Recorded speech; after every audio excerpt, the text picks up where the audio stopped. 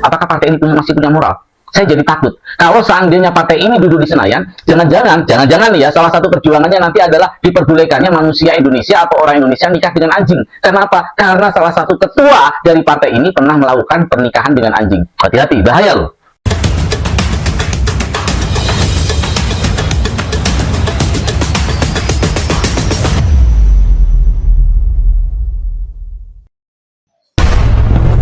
Satu lagi, kader Partai Nasdem melompat pagar ke Partai Solidaritas Indonesia. Seperti kita ketahui, sebelum Rusdi Masih, ada Bastari Barus dan Ahmad Ali.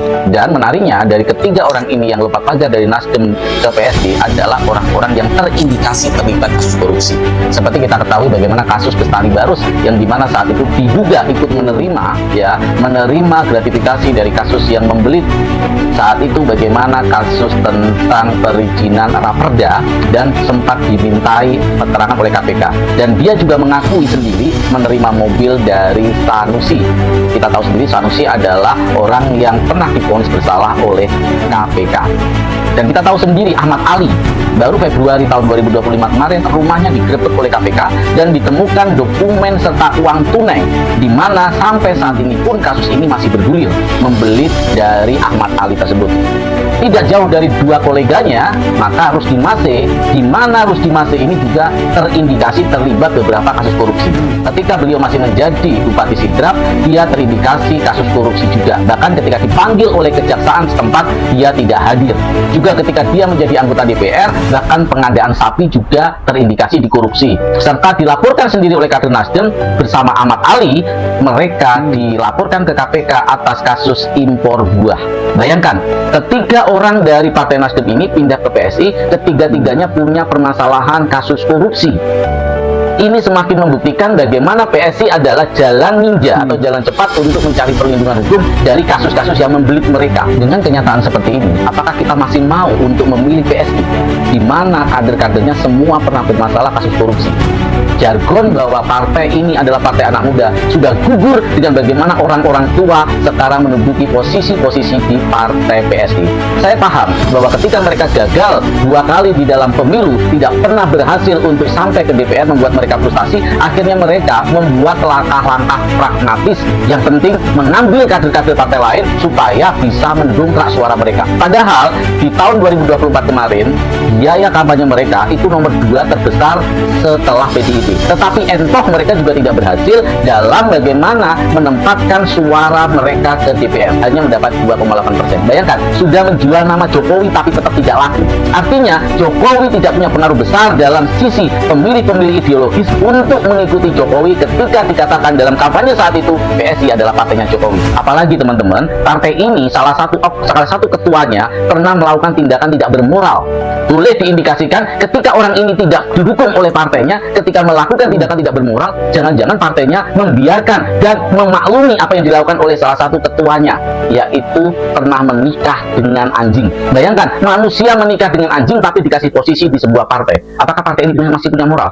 Saya jadi takut. Kalau seandainya partai ini duduk di Senayan, jangan-jangan ya, salah satu perjuangannya nanti adalah diperbolehkannya manusia Indonesia atau orang Indonesia nikah dengan anjing. Kenapa? Karena salah satu ketua dari partai ini pernah melakukan pernikahan dengan anjing. Hati-hati, bahaya loh.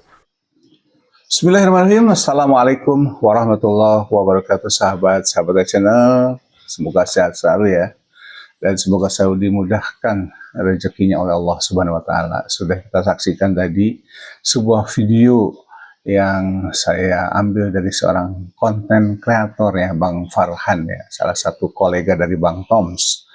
Beliau juga aktif sekali ya dalam kegiatan bencana ya, terutama di Aceh Tamiang waktu itu yang saya saya tonton gitu ya.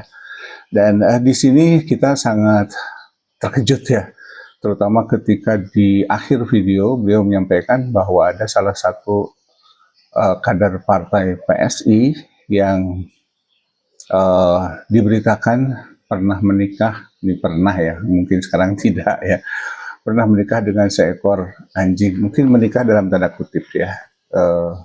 Saya coba juga lihat di pemberitaan, ternyata memang ada ya. Ini luar biasa, ini sebuah hal yang sangat mengejutkan ya, dan tentu kita harus berhati-hati ya terutama mungkin bagi mereka yang tertarik dengan PSI, alangkah baiknya untuk mempertimbangkan beberapa faktor krusial ya, yang elementer begitu ya.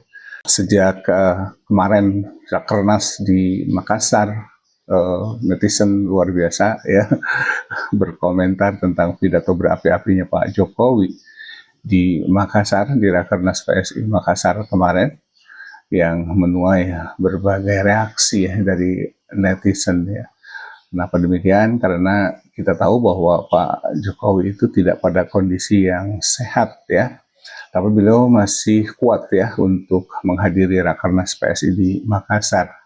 Cuman sayangnya kalau dipanggil oleh pengadilan, beliau tidak kuat begitu ya, dalam tanda kutip. Kita akan saksikan bagaimana PSI ini selalu menurut pandangan netizen lalu berorientasi kekuasaan ya, yang dibicarakannya adalah lebih kepada pemilu 2029 dan lain sebagainya, seperti yang di pidatonya Pak Jokowi kan kurang lebih ya muaranya atau ujung-ujungnya kekuasaan gitu ya. Nah, seperti apa netizen mengomentari ini dari salah satu putra daerah Sulawesi Tengah kalau tidak salah, yang mengkritik kader PSI yang loncat dari Nasdem, yang menurut Bang Farhan tadi kader-kader ini terindikasi korupsi ya, terindikasi korupsi. Jadi tidak salah juga kalau Bang Farhan pernah menyebut bahwa PSI merupakan sarang kader yang terindikasi koruptor. Ini terindikasi ya, terindikasi koruptor, kata Bang Farhan. Nah, kita akan tonton salah satu putra daerah Sulawesi Tengah yang menyampaikan kritikannya kepada Ahmad Ali ini ya, yang merupakan kader baru PSI yang langsung menduduki ketua harian. Mungkin karena Kaisang sangat sibuk ya, sehingga perlu diangkat ketua harian. Oke, kita saksikan bersama apa yang disampaikan oleh putra daerah Sulawesi ini. Partai PSI benar-benar dihuni oleh manusia-manusia yang tidak punya empati, manusia yang mati rasa, yang ada di otak mereka hanya kekuasaan dan serakah. Bisa nggak birahi kekuasaan, keserakahan, ditahan-tahan dulu? Mengingat negara kita di mana-mana banyak ditimpa musibah banjir bandang. Banyak saudara-saudara kita yang kehilangan rumah tempat tinggal, bahkan untuk makan pun susah. Tapi gerombolan kalian masih sempat-sempatnya berbicara tentang Pilpres. Sebelum berbicara tentang 2029, akan lebih baik dan lebih terhormat agar Gibran yang kalian mau calonkan jadi presiden di 2029 penuhi dulu janji politiknya untuk menciptakan 19 juta lapangan pekerjaan. Sampai dengan saat ini janji tentang 19 juta lapangan pekerjaan tidak terpenuhi.